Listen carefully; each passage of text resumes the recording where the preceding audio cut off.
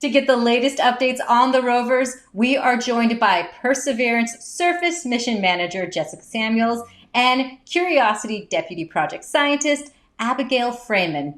Now, Jessica, Perseverance has spent the last month supporting Ingenuity helicopter operations, but now it's moving into a new phase. Can you tell us about that? Right. So with this recent fifth helicopter flight, we're transitioning from the technology demonstration phase to more of an operations demonstration phase, as we now turn our attention more towards the robotic arm science-based portion of the mission, and as we prepare for the sample acquisition phase of the project. This past week, we completed our first close-up robotic arm science target observation by the Sherlock instrument. And as you can see here, the Watson side of that instrument was placed at different positions, getting closer and closer and closer to the surface and finishing at a mere 3.7 millimeters from the surface. And Perseverance is preparing to collect samples from Mars to bring back to Earth. How are those preparations going? Right. Well, in order to ensure that we are ready for this first one-of-a-kind leg of collecting samples and preparing them to bring them back to Earth, we need to ensure that we can safely place and load the robotic arm on the surface of Mars. So we first did this by loading the core drill and pushing against the rover itself, as you can see here in this image.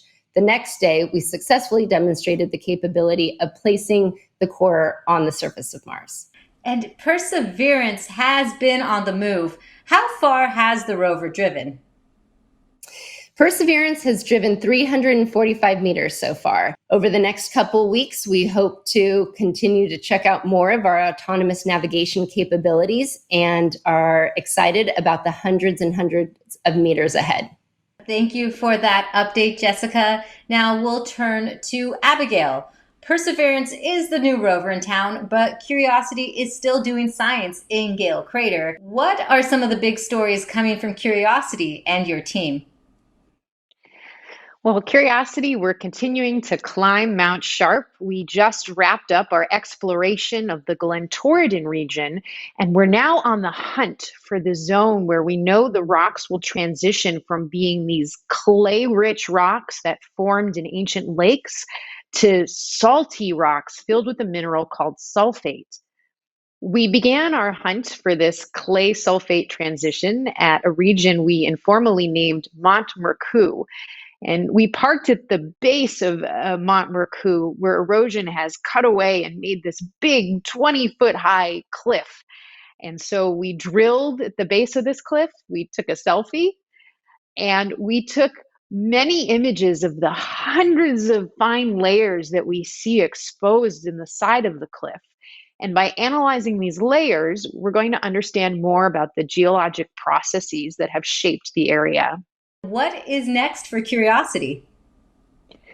Well, after doing a bunch of science at the base of Mont Mercou, we turned around and we ascended to the top, where we took an absolutely spectacular 360-degree color panorama of our view.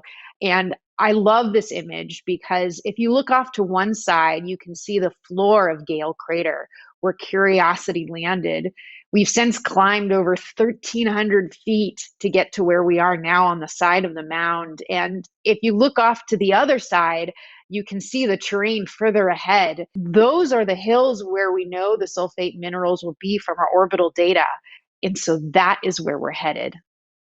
Thanks for the update, Abigail. And take a deeper dive on the mission websites, mars.nasa.gov/perseverance, and visit mars.nasa.gov/MSL for the Curiosity rover. And follow at NASA Persevere and at Mars Curiosity on social media.